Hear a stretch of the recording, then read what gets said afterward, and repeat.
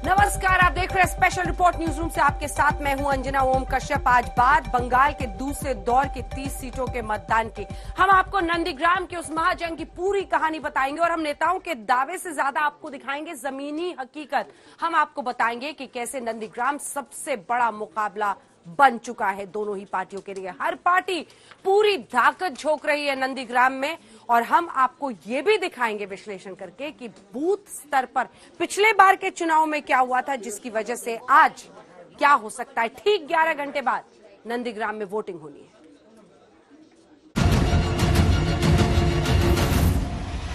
সেই গদ্দার মির্জাফর বিশ্বাসঘাতকের দল আজ বিজেপিকে হাত ধরে নিয়ে এসছে। मेरा उसको सुझाव है, एक से एमएलए का पैड छापाना चाहिए।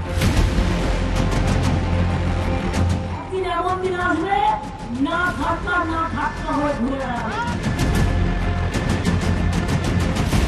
ममता बनर्जी का बात का कोई असर इधर नहीं पड़ेगा।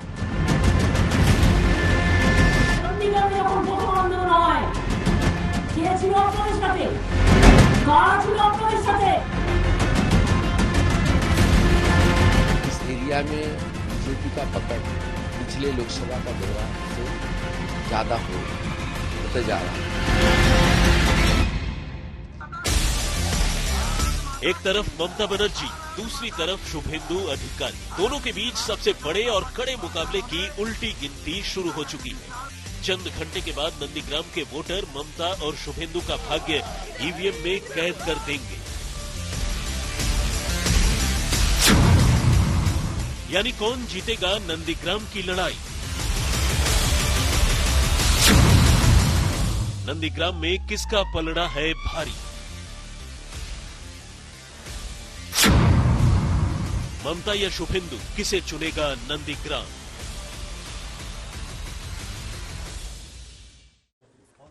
वैसे तो 294 सीटों पर वोटिंग होनी है, नंदीग्राम पर चर्चा। लेकिन उससे पहले बड़ी खबर आपको बता दें, क्योंकि उत्तराखंड में जो हलचल है उससे त्रिवेंद्र सिंह रावत को लेकर चर्चा इस वक्त ये हो रही है कि जो उपचुनाव उत्तराखंड में होना है वहां पर स्टार प्रचारकों की लिस्ट से त्रिवेंद्र सिंह रावत का नाम गायब है। उत्तराखंड से पूर्व सीएम त्रिवेंद्र पर बड़ी खबर है। ये उपचुनाव में प्रचारकों में उनका नाम ही शामिल नहीं है।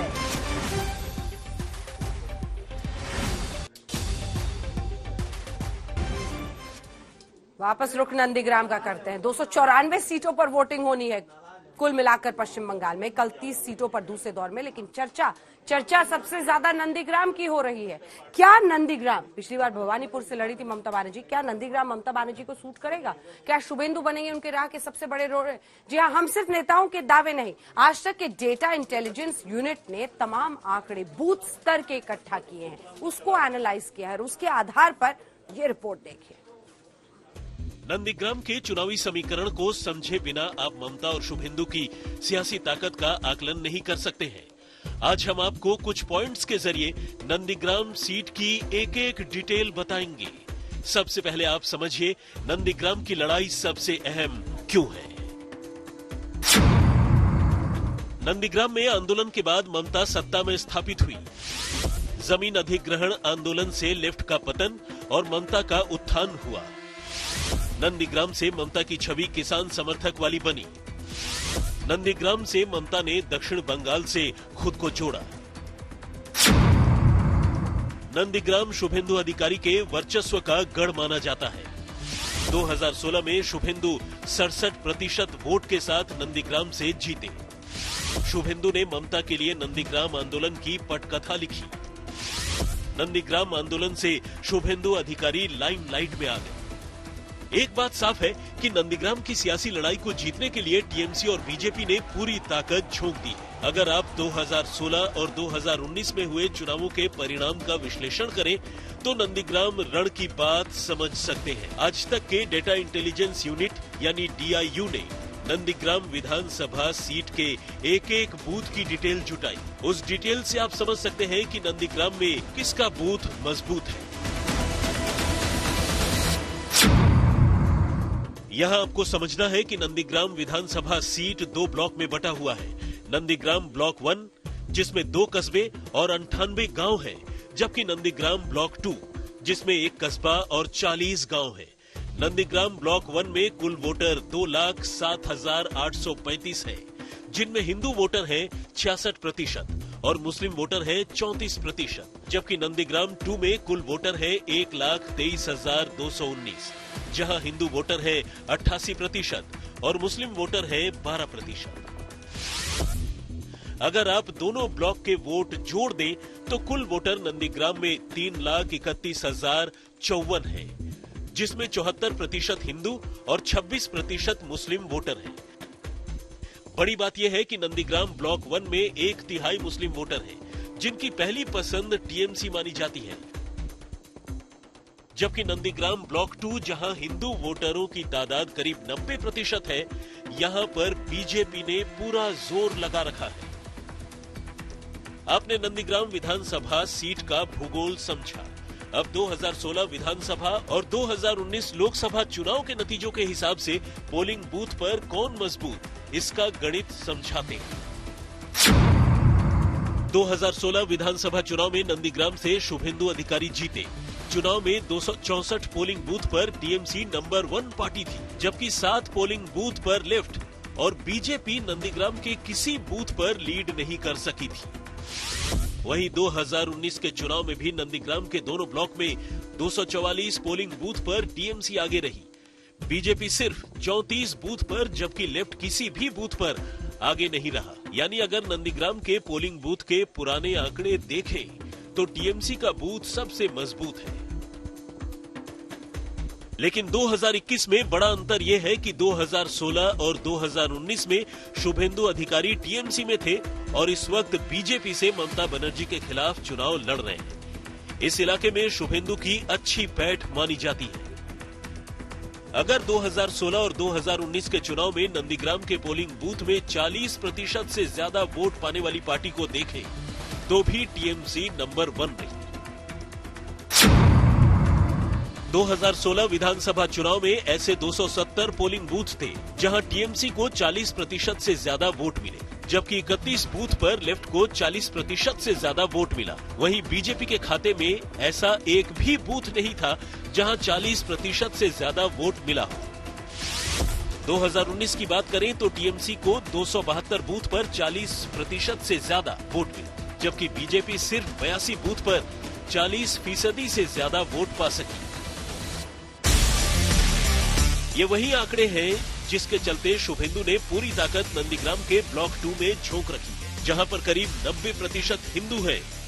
बड़ी बात यह है कि नंदीग्राम में ममता को कभी प्रचार करने की जरूरत नहीं पड़ी थी, लेकिन इस बार ममता को नंदीग्राम में डेरा डालना पड़ा, क्योंकि लड़ाई उस शुभेंदु से है जो कभी टीएमसी के वफादार थे। इसे आप यूं समझिए। ममता बनर्जी के पक्ष में जो बात जाती है वो ये है कि वो 10 सालों से बंगाल की मुख्यमंत्री हैं, और शुभेंदु के पक्ष में जो बात जाती है वो ये कि ममता की हर रणनीति के बारे में वो जानते हैं। नंदीग्राम टीएमसी का गढ़ है, सबसे बड़ा चेहरा है, टीएमसी के खिलाफ सत्ता विरोधी लहर है। नंदीग्राम शुभेंदु की कर्मभूमि है।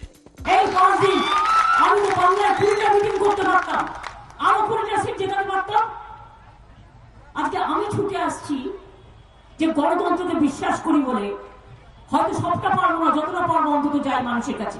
गलती फिल्दी लैंग्वेज यूज करता है। ममता बनर्जी का बात का कोई असर इधर नहीं पड़ेगा।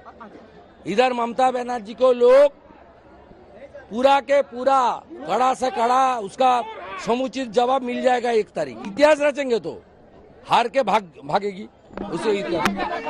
मेरा उसको सुझाव है, एक से एमएलए का पैड छापाना चाहिए जल्दी। नंदीग्राम में लड़ाई जबरदस्त है और नंदीग्राम का परिणाम बंगाल की राजनीति की दिशा तय करेगा। ऐसा क्यों, हम आपको बताते हैं।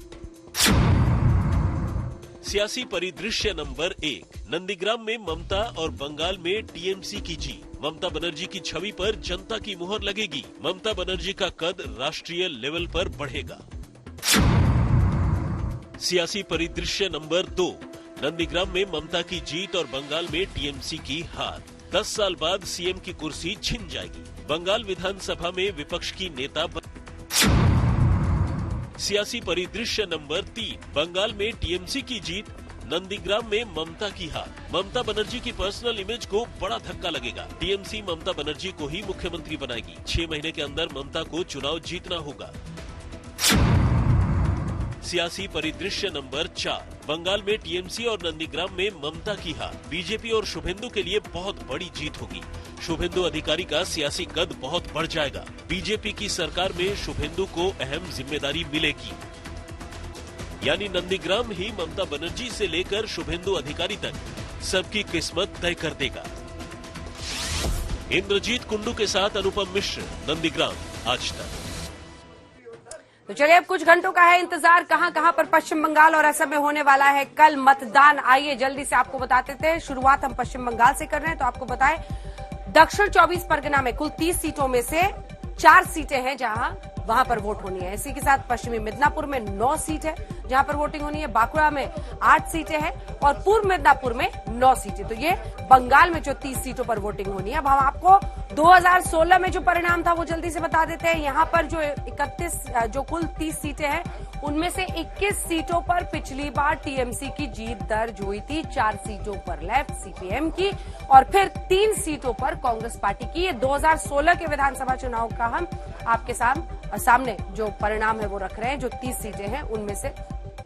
अब चलिए हम आपको दिखा देते हैं कैसे इस पूरे मामले में अब असम का अगर हम रुख करेंगे, ये बंगाली हम दिखा रहे हैं। आइए आपको जल्दी से अब जरा दिखा देते हैं पश्चिम बंगाल की सियासत में दूसरे दौर के मतदान की एक दिन पहले क्यों गोत्रगान करने लगी ममता बनर्जी। बीजेपी कह रही है वो डरी हुई है, लेकिन कुल मिलाकर ये सियासत कैसे धर्म की धुरी पर टिकी हुई है इस रिपोर्ट में देखिए।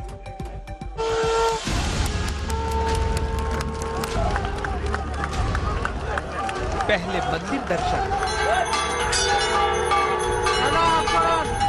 फिर ममता का चंडी पाठ। सर्वसौभाग्यदायिनी चंड मुंड बोधे देवी, चंड मुंड बोधे देवी, दुर्गा बीज विनाशिनी। पहले हिंदू कार्ड, फिर ममता का गोत्र गान। आखिर ममता बनर्जी के चंडी पाठ से लेकर गोत्र वाले गान की सियासी पिक्चर क्या है? तो আছে সেটা সান্ডিল্য, কিন্তু আমি মনে করি আমার গোত্র মামাটি মানুষ গোত্র। क्या बंगाल में हिंदू वोटर के ध्रुवीकरण को रोकने के लिए ममता बनर्जी ने बड़ा सियासी दांव खेला है? আমি ত্রিপুরেশ্বরী মন্দিরে পুজো দিতে গিয়েছিলাম।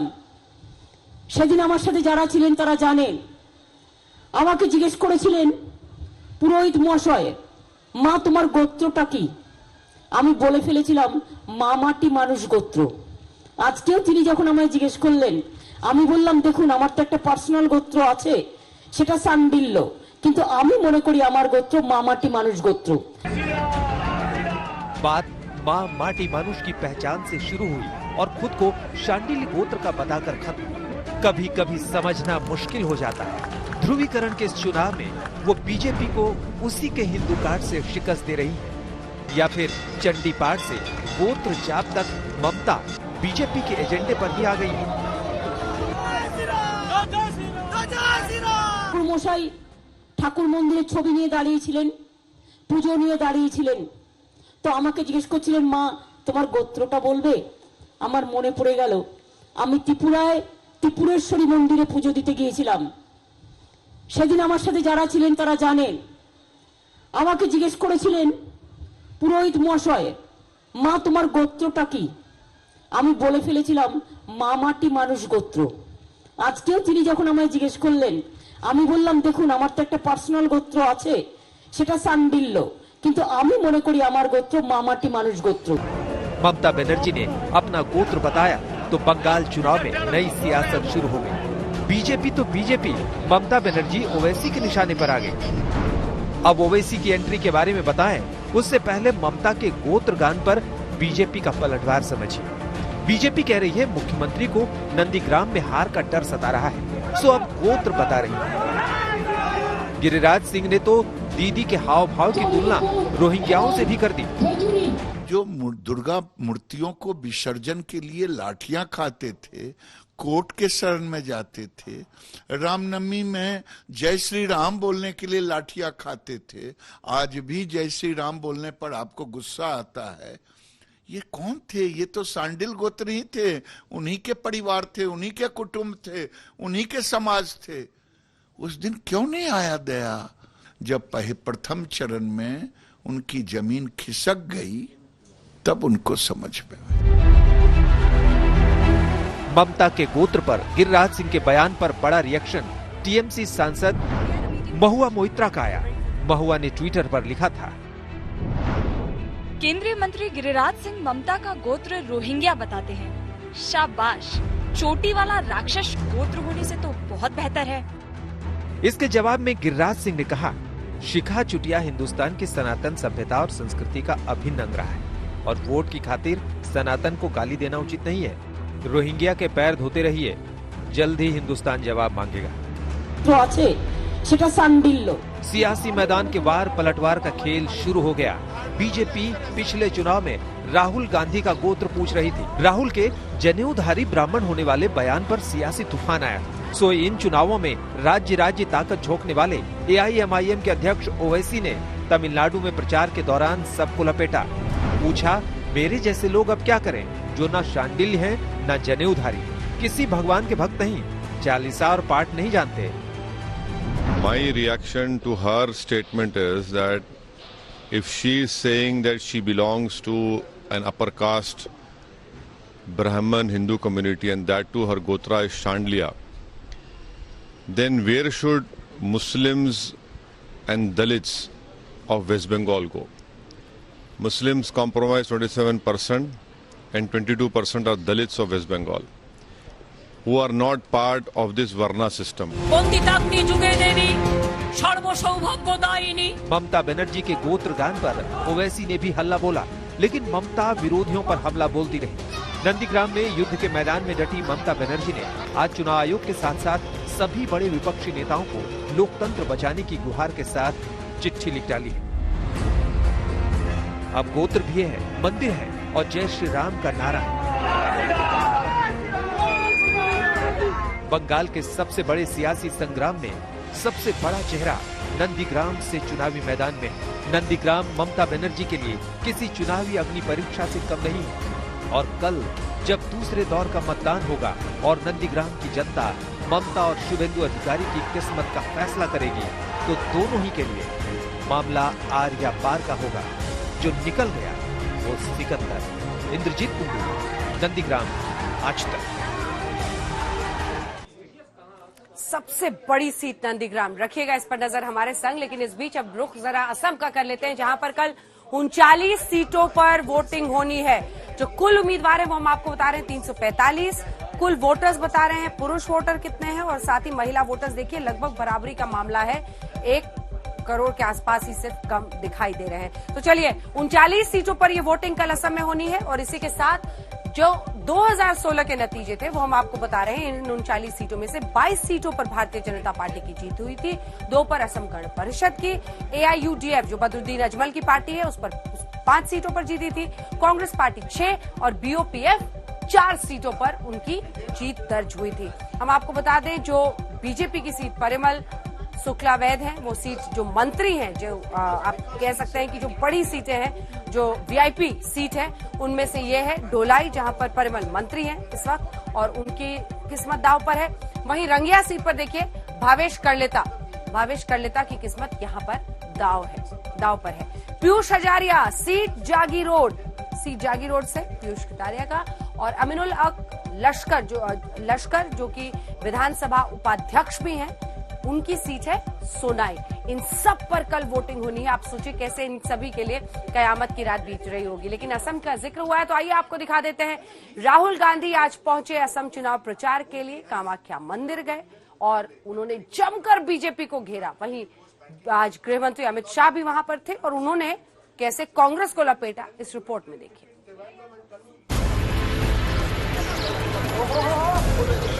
असम में चुनाव प्रचार के लिए पहुंचे राहुल गांधी ने पहले कामाख्या मंदिर में हाजिरी लगाई, पूजा पाठ किया और फिर अपने सियासी मिशन पर निकल पड़े।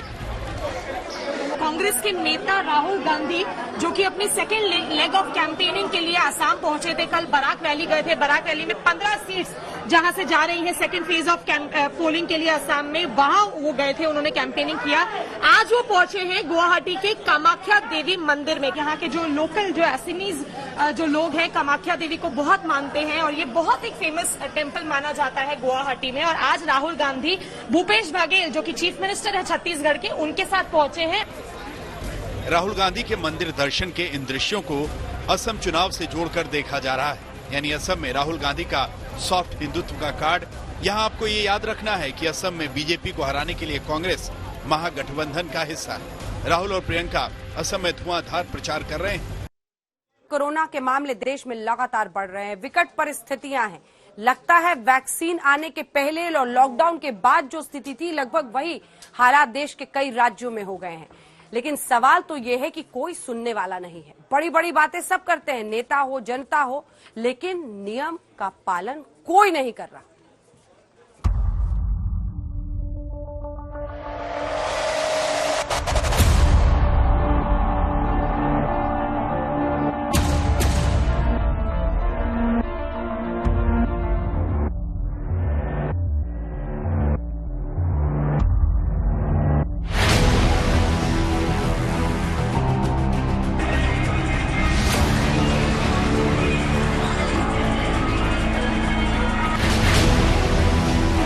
देश में कोरोना घातक तरीके से बढ़ रहा है। देश में आए कोरोना के 50,000 से ज्यादा नए मामले। 16 दिसंबर के बाद रिकॉर्ड 350 से ज्यादा मौत। भारत में कहीं लॉकडाउन लगा, कहीं लॉकडाउन की तैयारी। भारत दुनिया का तीसरा सबसे ज्यादा कोरोना प्रभावित देश। अमेरिका, ब्राजील और मैक्सिको के बाद भारत का नंबर। भारत में कोरोना की दूसरी लहर कंफर्म है। भारत में यह कोरोना का हाल है और तस्वीरें जो आ रही हैं, उससे कोरोना भला कैसे ना फैलेगा। एक तरफ तो सरकारें कह रही हैं मास्क लगाओ, सोशल डिस्टेंसिंग का पालन करो, त्योहार मत मनाओ, लेकिन देश में कैसे कोरोना के नियमों की धज्जियां उड़ रही हैं। अपनी गिरेबां में भी तो झांकना जरूरी है, चाहे वो नेता हो या जनता।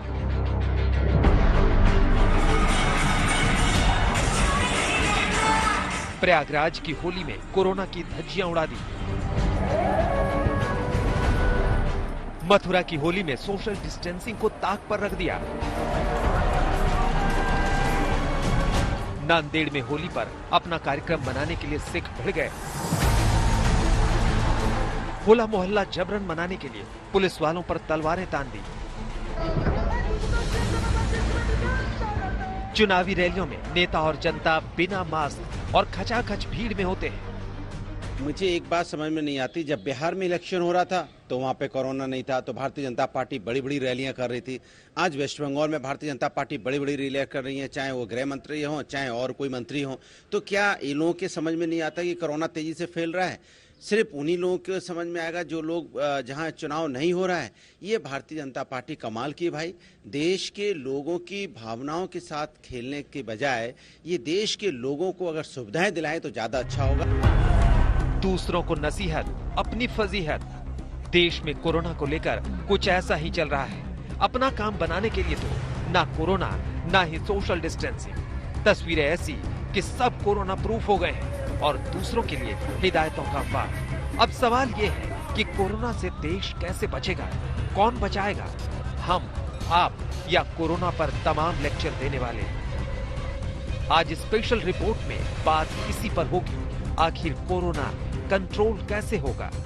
आज तक ब्यूरो।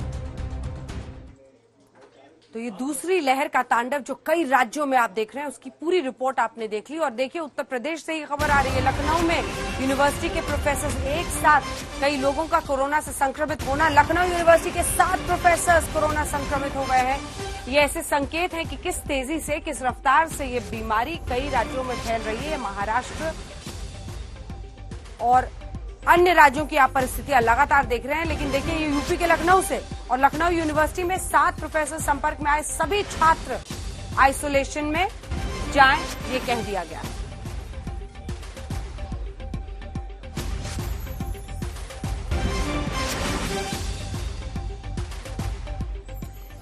तो देखा आपने उत्तर प्रदेश में भी इस तरह के हालात हो रहे हैं। लगातार महाराष्ट्र की खबरें आप देख ही रहे थे। महाराष्ट्र के अलावा अगर आप देखें तो कई ऐसे राज्य हैं जो कि बहुत ज्यादा कोरोना प्रभावित हो रहे हैं और कई जगहों पर तो नाइट कर्फ्यू भी लगाया गया है।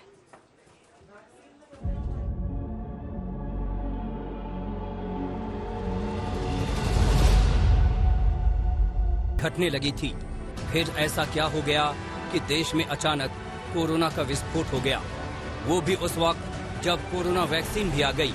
लोगों ने वैक्सीन लगवाना शुरू भी कर दिया।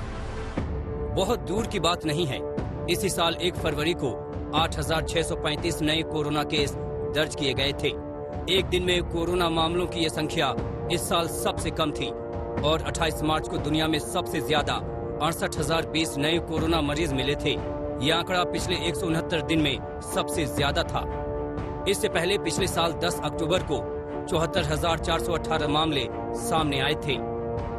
और आज देश में कोरोना के हालात देखिए।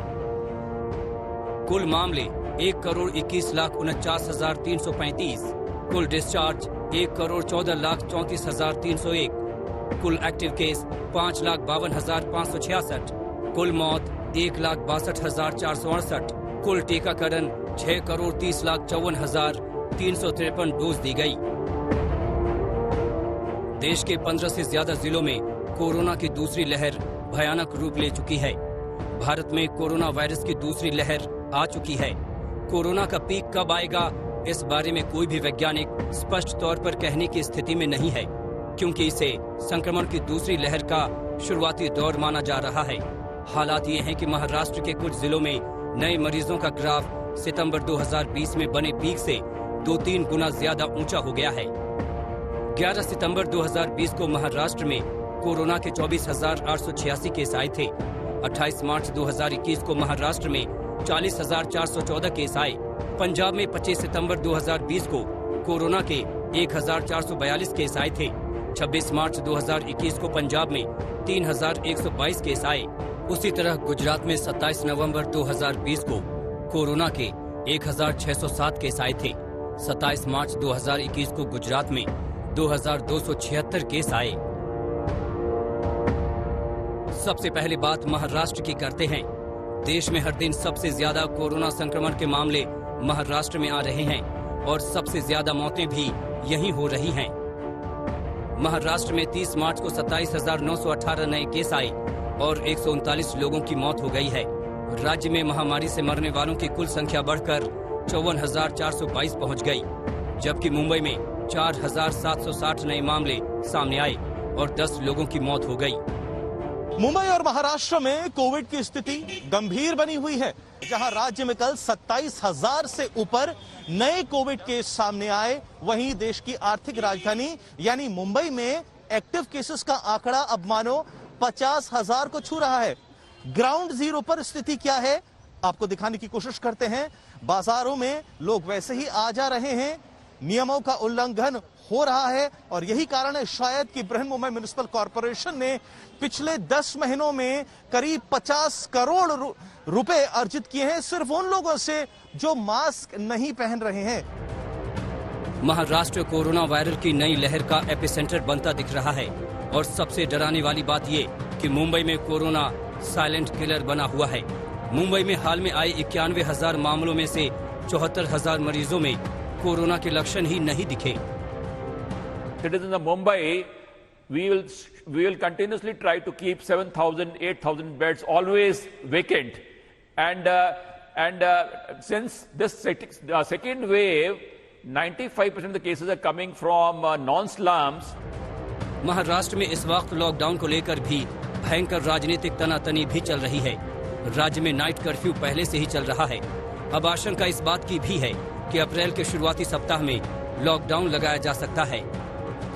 हालत इतनी गंभीर है कि देश में छोड़ो पूरे विश्व में जितने देशों में कोरोना की संख्या, बाधितों की संख्या बढ़ती जा रही है, उसमें महाराष्ट्र तीसरे क्रमांक पर है। और भारत के जो सबसे ज़्यादा प्रभावित 10 जिले उसमें से 9 जिले महाराष्ट्र में हैं। तो ये महाराष्ट्र की हालत बहुत ही गंभीर है, इसमें तो कोई शक नहीं, इसमें कोई वाद विवाद नहीं कर सकता है। लेकिन अहम मुद्दा यह है कि केवल महाराष्ट्र में यह हालत क्यों है। पंजाब में भी कोरोना अपना कहर बरपा रहा है। पिछले 48 घंटों में पंजाब में 5000 से ज्यादा केस सामने आए हैं और 125 लोगों की मौत हो गई है। विशेषज्ञ कह रहे हैं कि 6 अप्रैल तक पंजाब में कोरोना अपने पीक पर पहुंचेगा। चंडीगढ़ के कई इलाकों में कंटेनमेंट जोन बनाए गए हैं। एक तरफ कोरोना की रफ्तार जिस गति से बढ़ती जा रही है, तो दूसरी तरफ अब कहीं ना कहीं लोग भी लापरवाही बरतते जा रहे हैं। चंडीगढ़ का खुड्डा अलीशेर गांव है और यहाँ पर आप देखिए ये जो रस्सी बांधी हुई है, ये पूरा इलाका कैंटोनमेंट जोन बनाया गया है। लेकिन पिछली बार जो कैंटोनमेंट जोन बनाए गए थे उसमें जिस तरीके से सख्ती दिखाई गई थी वो यहाँ पर नजर नहीं आ रही है। और ये जो रस्सी आप देख सकते हैं, इस रस्सी के अलावा पूरे इलाके को कैंटोनमेंट बनाया हुआ है। लेकिन यहाँ पर जिस तरीके से लोग घूम रहे हैं और ये जो घर के लोग हैं, इनको कहीं ना कहीं कोरोना पॉजिटिव है। लेकिन यहाँ पर भी अभी कैमरे की नजर से हमने आपको दिखाया कि लोगों ने अभी भी कैंटोनमेंट होने के बाद भी मास्क नहीं लगाए हुए हैं। आप देश में कोरोना से बिगड़ते हालात को समझिए। पंजाब के पटियाला में 44 महिला कैदियों को कोरोना, कानपुर के नारी निकेतन की 12 लड़कियां कोरोना पॉजिटिव, यूपी के सहारनपुर में कोरोना के चलते सैनिटाइजेशन का काम शुरू, गुजरात के सूरत में नाइट कर्फ्यू लगाया गया, धारा 144 भी लगाई गई है। 1 अप्रैल से देश में 45 साल से ज्यादा उम्र के सभी लोगों को कोरोना टीका। देश में 16 जनवरी को कोरोना का टीका लगाए जाने की अभियान की शुरुआत हुई थी। 30 मार्च तक देश भर में 6,30,54,353 कोरोना डोज दिए जा चुके हैं। 1 अप्रैल से 45 साल से ऊपर के सभी लोगों को टीका लगाया जाएगा। आज तक ब्यूरो। और अब जरा आपको बता देते हैं, जिन राज्यों में चुनाव हो रहे हैं वहां पर लापरवाही का आलम क्या है, केसेस के जरिए समझिए। क्योंकि चाहे वो पश्चिम बंगाल हो, तमिलनाडु हो, इन राज्यों के आंकड़े हमने आपके लिए इकट्ठा किए। आपको बताएं सबसे पहले पश्चिम बंगाल, जहां पर 5303 एक्टिव केस है, मौतें 10,327 यहां पर कुल हुई हैं। तो जहां चुनाव, उन राज्यों की अब हम बात कर रहे हैं। बात असम की करते हैं। 1846 यहां पर एक्टिव केसेस हैं, मौत 1104 है। असम के बाद रुख केरल का करेंगे और केरल में आपको बता दें एक्टिव केसेस 24,960, जबरदस्त, और मौत 4,606। यानी आप कह सकते हैं कि ज्यादा प्रभावित राज्यों में से एक। वहीं तमिलनाडु को आप देखें तो 14,846 है और मौत का आंकड़ा 12,700 है। ये उन राज्यों के हम आपको बता रहे हैं जहां पर इलेक्शंस हो रहे हैं। पुडुचेरी 1011 एक्टिव केसेस और मौत 682।